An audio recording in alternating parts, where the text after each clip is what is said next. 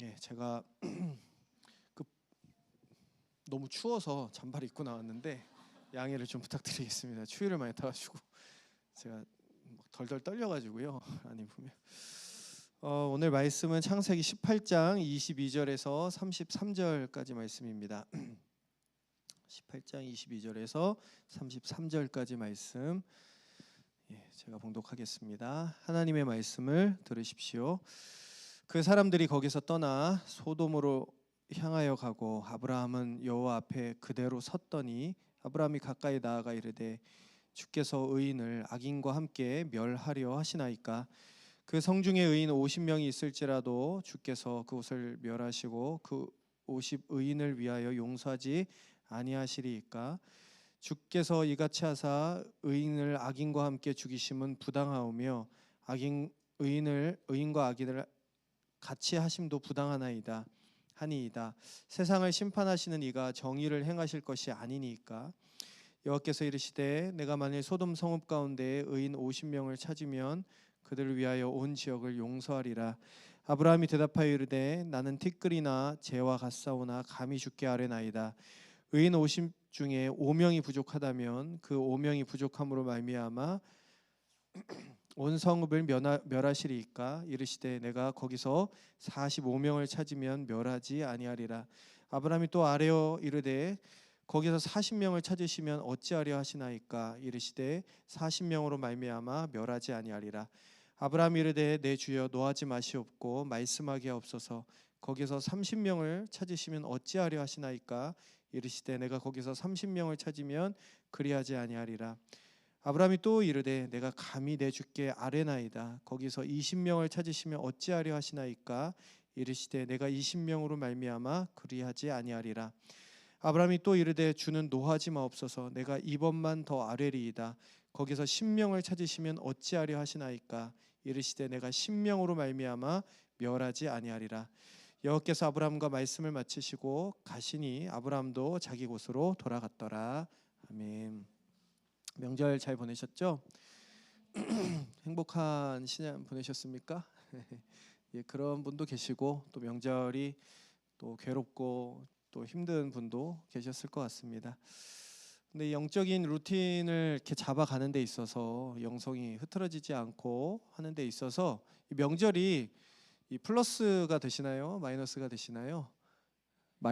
저는 마이너스가 되는 것 같아요. 그래서 저는 그런 루틴이 좀 깨지고 그러는 것 같은데요. 또 이 기도회와 또 개인 경건 시간들을 확보하시면서 또 그 루틴들을 잘 잡아갔으면 좋겠습니다. 저희가 이제 계속해서 기도라는 주제로 말씀을 쭉 나누고 있는데요. 지난 5주간 기도가 무엇이냐라는 주제로 이제 말씀을 나누었습니다. 이제부터는 조금씩 어떻게 그러면 기도를 하느냐, 이제 어떻게 기도로 나아갈 수 있느냐에 대한 얘기를 하려고 하는데요. 오늘은 이제 실제로 기도를 하는 데 있어서 우리 앞에 놓여져 있는 방해물들, 기도가 잘 안 되고 또 기도를 하려고 했을 때 뭔가 장벽들, 마음의 장벽일 수도 있고 하는 것들을 좀 먼저 치우고 이제 기도의 방법들에 대해서 좀 보려고 해요. 그러니까 요리를 좋아하시는 분은 싱크대의 설거지를 먼저 처리를 해야지 요리를 시작할 수 있지 않습니까? 제 얘기인데 그것처럼 우리 안에 있는 기도의 장벽들을 치우고 그리고 기도로 나아가려 합니다. 오늘 첫 번째로 보려고 하는 게 이제 지식인데요. 이 지식이라는 것은 하나님에 대한 지식입니다. 그러니까 잘못된 지식이죠. 하나님에 대한 잘못된 지식입니다. 이것이 너무나 기도에 있어서 큰 장애물이라고 할 수 있는데, 왜냐하면 기도라는 것은 하나님 아버지께 하는 것이기 때문에 그렇습니다. 그렇기 때문에 기도의 대상인 하나님 아버지에 대한 그 지식이 잘못되어 있다면, 혹은 오해를 하고 있다면 사실 기도에 있어서는 이미 시작부터 큰 장애물을 갖고서 시작하는 셈입니다. 그 모습은요, 양극단으로 나타나는 것 같아요. 기도의 모습에서 한 가지는 기도를 통해서 하나님의 뜻조차도 움직일 수 있다라고 생각하는 그런 한쪽 극단이라고 볼 수 있습니다. 시중에 기도에 대해서 나와 있는 책들을 보면은 좀 이런 책들도 있어요. 기도로 하늘의 보좌를 흔들어라. 기도로 하늘의 보좌, 하나님 앉아 계신 하늘의 보좌를 흔들라는 겁니다. 저는 어떻게 이렇게 대담한 기도 제목을 책 제목을 지을 수 있을까라는 생각을 하는데요. 하나님의 보좌를 흔들 수 있습니까? 기도로? 그리고 이런 얘기 들어보셨습니까? 기도는 만사를 변화시킨다. 기도는 만사를 변화시킨다. 이렇게 막 표어로 외치기도 하는데요.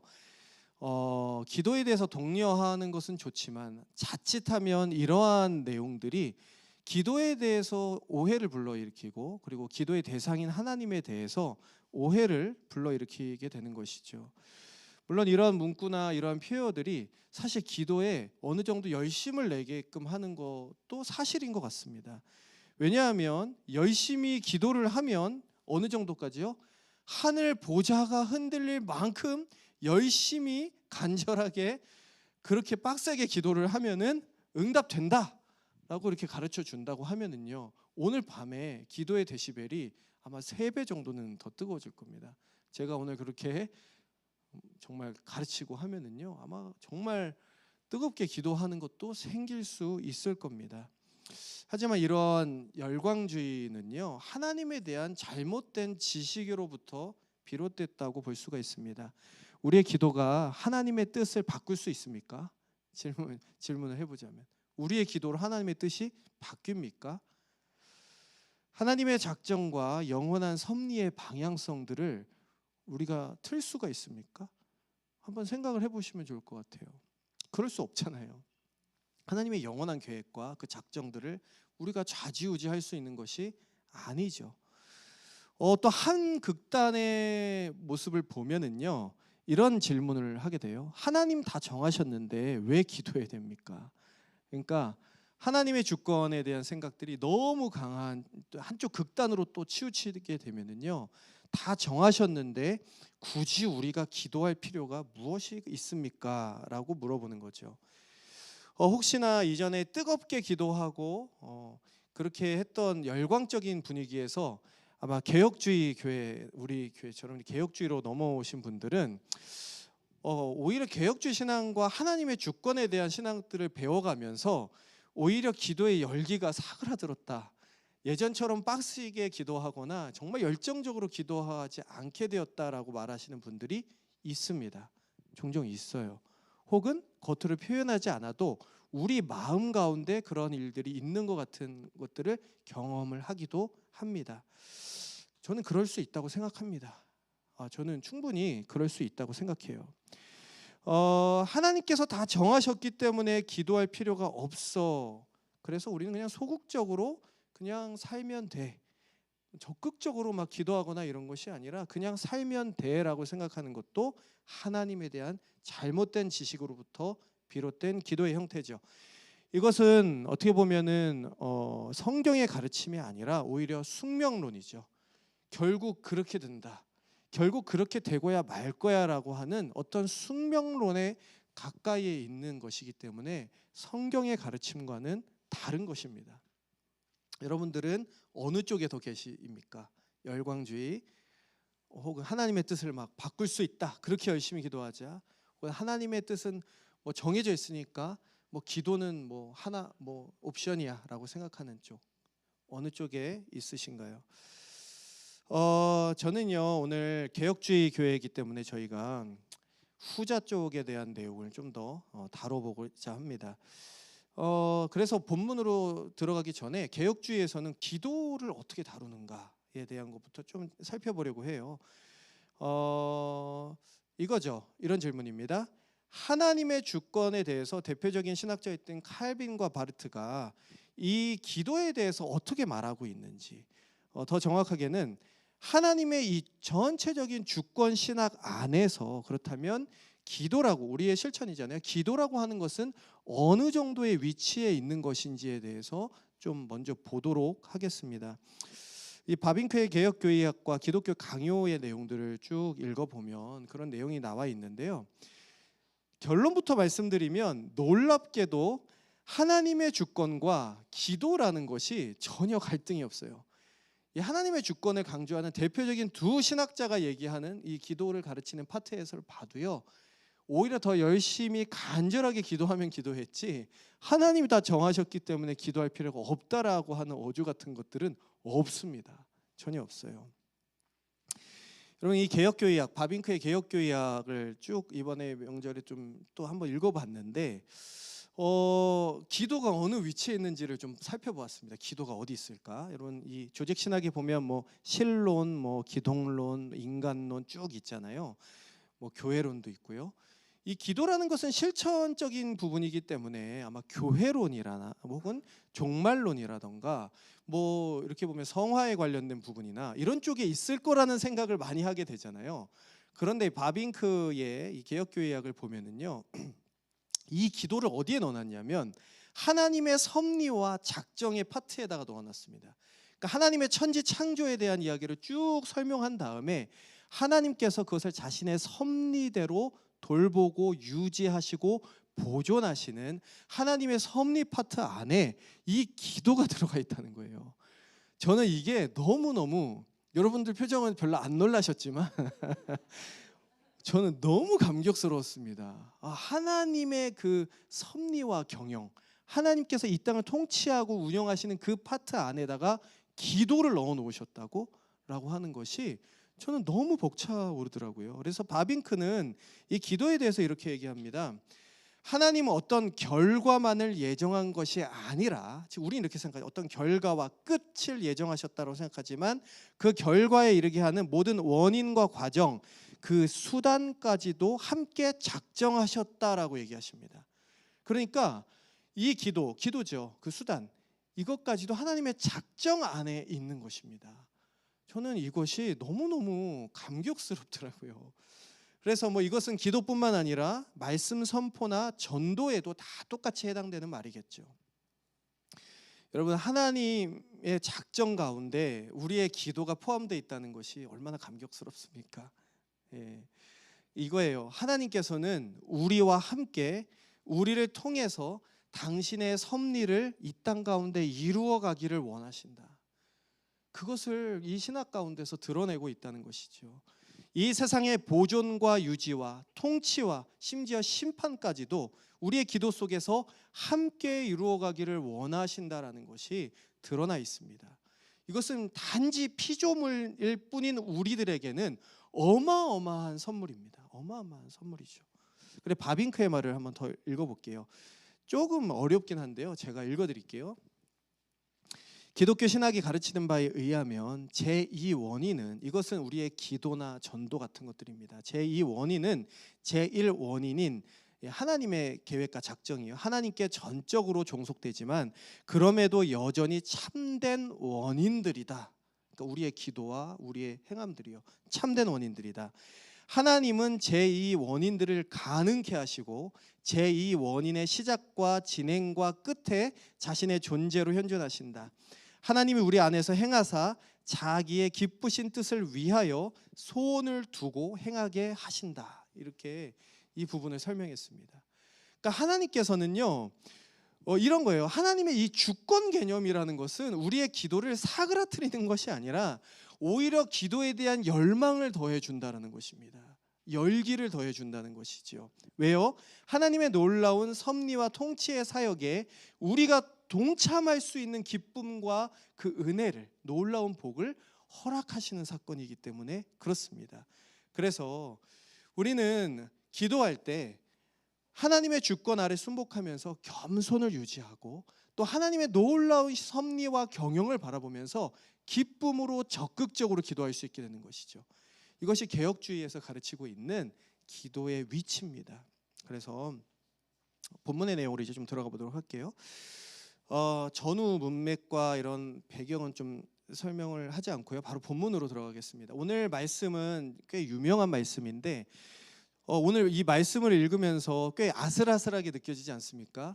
만약에 여러분들 누가 와서 여러분들에게도 이렇게 5번, 6번이나 계속 5명, 10명씩 빼면서 똑같은 거를 강구한다면 여러분의 마음의 인내심에도 큰 문제가 생길 수가 있을 텐데, 저는 처음에 성경을 읽을 때 아브라함이 굉장히 위태위태하다. 저렇게 해도 되나라는 생각과 함께 또 한 가지 안타까움은 뭐냐면 차라리 줄일 거면 한 사람까지 줄였으면 어땠을까라고 하는 그 안타까움을 동시에 느끼면서 성경을 읽었습니다. 여러분들은 어떠셔요? 이 본문을 읽을 때 어떠십니까? 별반 다르지 않으시죠? 저랑 비슷할 거라고 봅니다. 저는 그런 안타까움들이 있었습니다.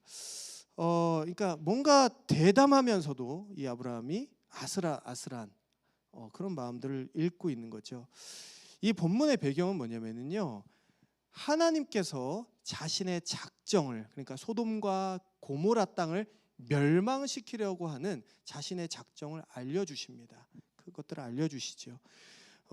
그래서 물론 표현에 소돔과 고모라 땅을 멸하겠다라고 하는 것이 아니라 그 땅을 가서 보겠다라고 하셨지만 사실은 그게 멸하겠다라는 것을 아브라함이 알고 있었어요. 왜냐하면 하나님께서 직접 이 땅에 내려오셔서 무언가를 관찰하시고 시찰하실 때에는 하나님의 임박한 진노가 있을 때 그렇거든요. 바벨탑 사건 때도 그랬습니다. 우리가 내려가서 확인을 하죠. 그리고 나서 그 바벨탑의 사건이 일어났던 것처럼 지금 아브라함은 하나님과의 이 대화 속에서 소돔과 고모라가 멸망을 당했구나라는 것들을 알게 된 거예요. 알고 있었습니다.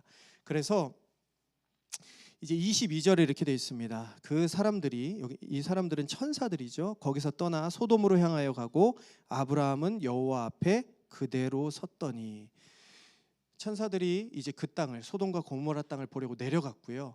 그리고 아브라함은 그 땅에 그대로 여호와 앞에 그대로 서 있습니다. 이 서 있다라는 말은요, 무릎을 굽히지 않았다라는 그냥 물리적인 뜻이 아니라 성경에서 서 있다라는 것은요, 어떤 목적을 가지고 대면하고 있다라는 것입니다.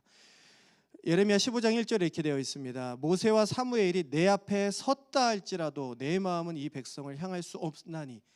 모세와 사무엘이 내 앞에 섰다고 할지라도, 여기에서 섰다라는 것은요, 바로 선지자의 마음으로, 중재자, 중보자의 마음으로 여호와 하나님 앞에 그 목적을 갖고 서 있다라고 하는 뜻을 가지고 있습니다. 그래서 기도를 시작하죠. 이겁니다. 정리하면 소돔과 고모라를 멸하시겠다는 하나님의 주권 앞에서 기도하고 있는 것입니다. 하나님의 뜻 앞에서 아브라함이 기도를 시작합니다. 이렇게 얘기하는 거죠. 아브라함의 기도의 내용은요, 단순해요.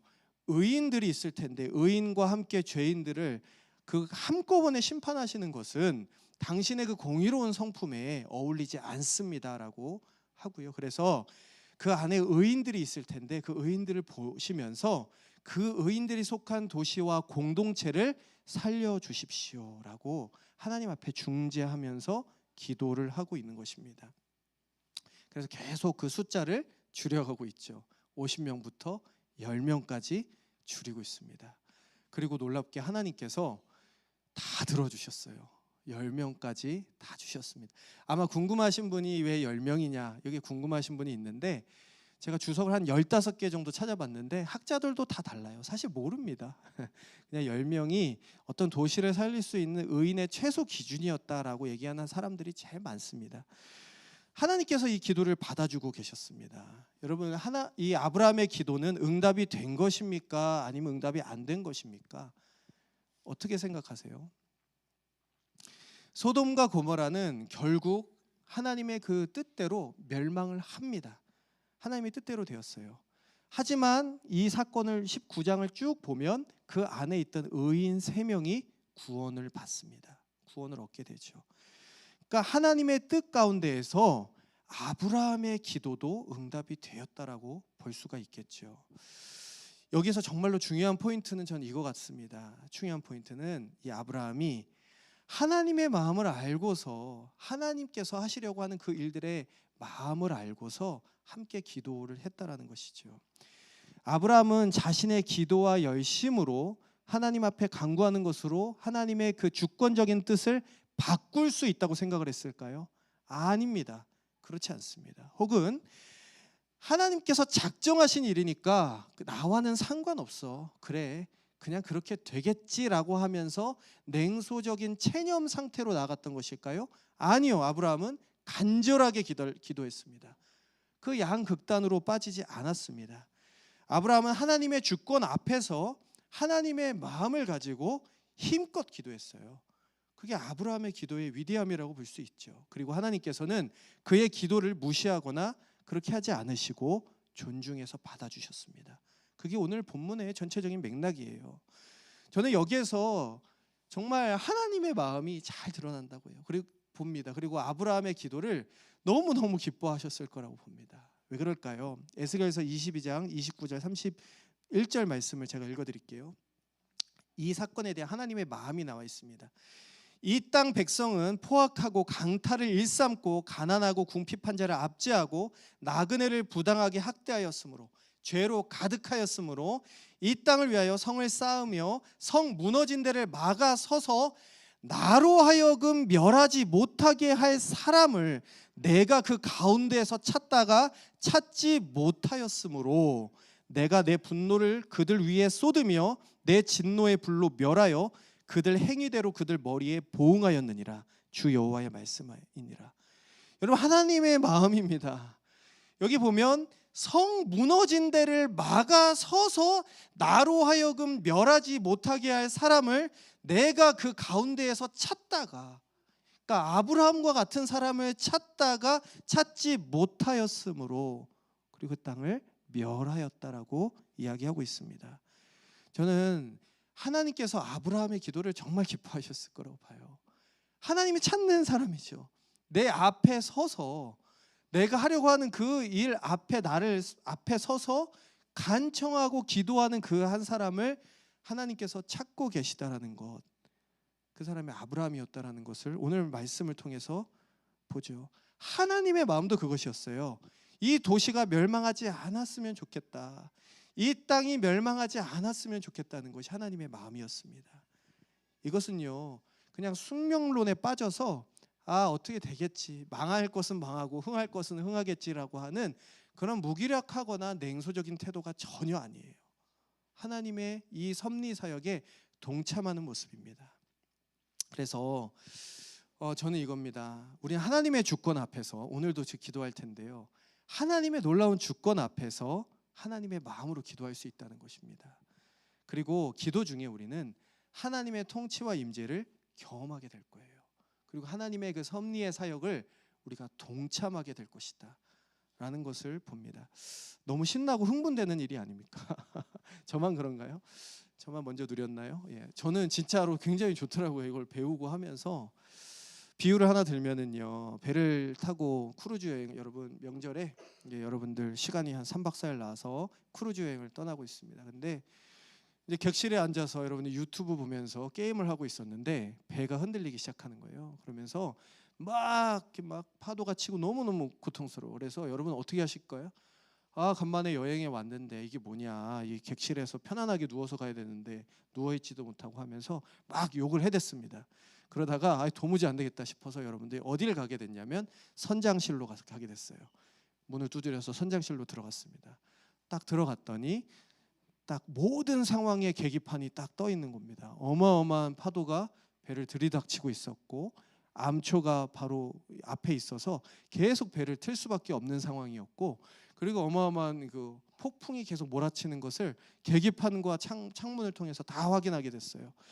여러분들, 이 선장실 안에서 여러분들의 마음은 어떻게 변했을까요? 그리고 그것을 위해서 막 분투하고 있는 선장님의 모습을 봤습니다. 여러분, 마음은 어떻게 변했을까요? 선장실에서 우리는 불만과 불평과 분노가 아니라 평안함을 찾겠죠. 왜냐하면 우리는 그 상황을 보게 되었으니까요. 여러분, 기도는 이것 같아요. 객실에 있다가 선장실로 들어가는 겁니다.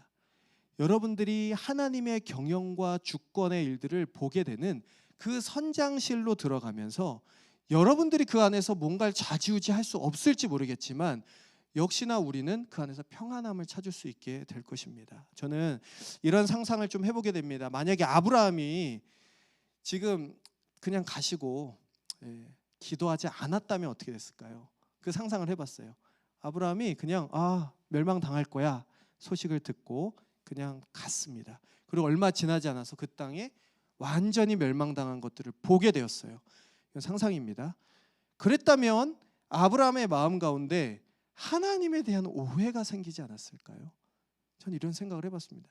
아브라함이 만약에 이 소식을 듣고서 하나님과 씨름하면서 10명까지 하는 그 씨름의 과정을 거치지 않고 그냥 하나님의 그 뜻을 알고 그것을 봤다면, 뭐 아브라함이기 때문에, 저는 신앙이 높기 때문에 그렇지 않을 수 있다고 봐요. 하지만 그랬다면 아마 아브라함의 마음 가운데에 하나님은 그냥 심판하시는 하나님, 하나님은 자비가 없으신 하나님 같은 이미지가 생기지 않았을까요?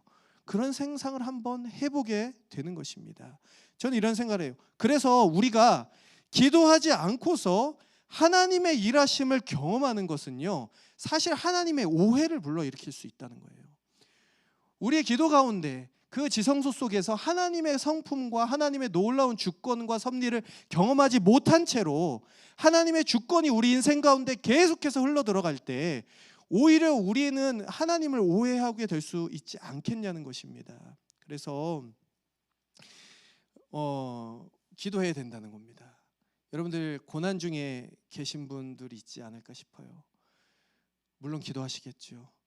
하지만 이 하나님께서 우리에게 주시는 절대적 주권의 그 악과 불편함과 어려움들 속에서 우리가 만약에 기도하지 않고 아브라함처럼 씨름하지 않고 그냥 그것을 계속 우리 인생에 흘려보내게 된다면 아마 우리는 하나님을 자비가 없는 분, 정말 인색한 분, 이렇게 오해하게 될 수도 있다는 것이죠. 그렇기 때문에 저는 하나님의 주권 앞에서 여러분들 어떤 고난과 어려움이 있다면 그 주권을 붙들고 씨름하는 것이 필요하다고 생각합니다. 하나님을 오해하는 것들이 있어요. 다시 이 질문으로 돌아오겠습니다. 하나님이 모든 것을 다 정하셨는데 왜 기도를 해야 됩니까? 이 질문으로 다시 돌아오겠습니다. 혹시 이런 머릿속에 이런 질문이 있으면은요, 이 질문이 하나님을 어떤 분으로 만들고 있는지 한번 생각해 보셨으면 좋겠어요. 이 질문이 하나님을 어떤 분으로 만들고 있습니까? 그리고 이 질문 속에 교묘하게 담겨져 있는 우리들의 심리가 무엇입니까? 다 정하셨는데 우리 할 게 있습니까? 하나님은요, 저 멀리서 단지 우리가 필요할 때, 위급할 때나 필요할 때만 찾아와서 우리를 도와주시는 하나님, 그 정도를 원하는 걸 수도 있습니다.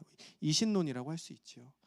하나님을 인정하기는 하지만은요, 결국 하나님을 우리 인생의 주권자로서는 받아들이고 싶지 않은 거예요. 그러니까 사장님으로는 받아들이고 싶지 않은 겁니다. 와닿게. 그렇지 않습니까? 내가 사장이고 싶은 거죠, 결국. 내 주권의 영역을 포기하고 싶지 않습니다. 내가 계속해서 사장이고 싶은데 하나님의 주권이라는 그 개념이 우리 인생 가운데 들어오게 되면은요, 그것을 막아섭니다. 너는 더 이상 사장이 아니야. 하나님의 주권 안에서 이것들은 내가 결정한다라고 하는 것들의 개념이 들어오게 되겠죠. 그럴 때 우리가 하나님의 이 주권을 잘 이해하지 못할 때 우리는 우리가 내가 사장이 아니구나라는 사실 속에서 절망하거나 맥이 빠져버리는 거죠. 그럴 거면 안 해. 이런 마음이 우리 안에 있을지도 모르겠습니다. 그냥 무기력한 직원처럼 우리가 변해버릴 수 있다는 것입니다. 복음서에 보면은요, 하나님의 성품을 오해한 종이 있어요. 직원이 있죠. 이 주인이 준 달란트를 땅에 그냥 묻어버립니다. 달란트를 다른 사람들보다 조금 주어서 그렇게 했을 수도 있지만은요, 이 본문의 핵심은 뭐냐면 하나님, 주인의 성품을 오해한 것입니다. 다른 말로요, 이렇게 해서 차등해서 달란트를 주시는, 누구한테는 10달란트, 누구에게는 1달란트 이렇게 주시는 하나님의 주권을 오해한 것이죠. 그게 싫어요. 싫습니다. 그리고 그는 그렇게 자기의 달란트를 땅에 묻어 놓았고요, 인생을 낭비했습니다. 기도하지 않는 거예요. 씨름하지도 않습니다. 여러분들 우리 안에 이런 마음이 있지 않은가 한번 살펴봤으면 좋겠습니다. 하지만 여러분들이 이런 직원이라고 생각해 보십시다. 여러분들 이런 직원이라고 믿는데요, 사장님이 하는 일을 전심으로 기뻐합니다. 사장님이 주시는 일을 전심으로 기뻐하고 그 일의 가치를 함께 느껴요. 사장님만큼 나도 그 일의 가치를 함께 느낍니다. 그리고 내가 사장이 아니라는 것에 대해서 절망하기보다는요, 사장의 결정과 그 일의 방향에 대해서 기뻐합니다. 그렇다면은요, 그것이에요. 곧 하나님의 주권과 섭리를 우리가 기뻐하면서 따라갈 수 있는 모습이라고 볼 수가 있겠죠. 그리고 참 이게 놀라운 것은 뭐냐면요, 우리가 하나님의 그 주권을 인정하고 따라갈 때 우리에게 놀랍게 주어지는 축복은 뭐냐면, 하나님께서 우리를 이 땅 가운데 대리 통치자로 세워주셨다라는 것들을 더 많이 깨닫게 됩니다. 이것은요, 창세기에서 하나님께서 이 땅을 창조하셨을 때부터 나타나 있어요. 하나님께서는 이 땅을 당신의 주권대로 창조하셨지만 이 땅을 다스리고 대리 통치자로서 다스릴 수 있는 것은 그 피조물에게 맡겨주셨습니다. 그렇죠. 그리고 그 죄에 의해서 허물어지지 않은 그 시점까지는요, 하나님께서 허용하신 그 모든 것들을 대리 통치자로서 통치하고 있었던 것이죠. 여러분들, 우리가 하나님의 그 주권적인 뜻 앞에서 순종하여서 살아갈 때 한편으로는 우리 안에서 무엇을 느끼게 되냐면, 하나님께서 이 땅을 섭리하고 경영하는 데 있어서 우리를 대리 통치자로 세우시고 그 섭리를 함께 이루어가고자 하신다라는 것들을 더 크게 느낀다는 것이에요. 이것은 어떻게 보면 역설이라고 느껴질 수 있지만 사실 실제로 우리 삶 가운데 일어나고 있는 일입니다. 우리를 통해서 당신의 섭리를 이 땅 가운데 이루어가기 원하시는 것이죠. 그래서 결론은 이겁니다. 하나님의 작정과 섭리는 우리의 기도와 충돌하지 않습니다. 하나님이 다 정하셨다는 것이 우리의 기도와 절대 충돌하지 않습니다. 오히려 겸손한 마음으로 더 기쁨으로 기도할 수 있게 됩니다. 이것을 좀만 더 설명하고 마치도록 할게요. 여러분, 하나님의 예정과 작정이 가장 선명하게 드러난 것은 에베소서 1장일 겁니다. 1장 5절에 보면 그 기쁘신 뜻대로 예정하사, 9절에 예정하신 것이니, 11절에 계획을 따라 우리가 예정을 입어, 이렇게 되어 있습니다. 1절부터 14절까지가 하나님의 놀라운 작정과 예정에 대해서 아주 가득 기록하고 있습니다. 근데 참 놀라운 것이 뭐냐면요, 끝나자마자 바울이 15절부터 기도하고 있습니다. 같이 한번 읽어볼까요? 제가 올려놨나요? 같이 읽겠습니다. 시작. 이로 말미암아 주 예수 안에서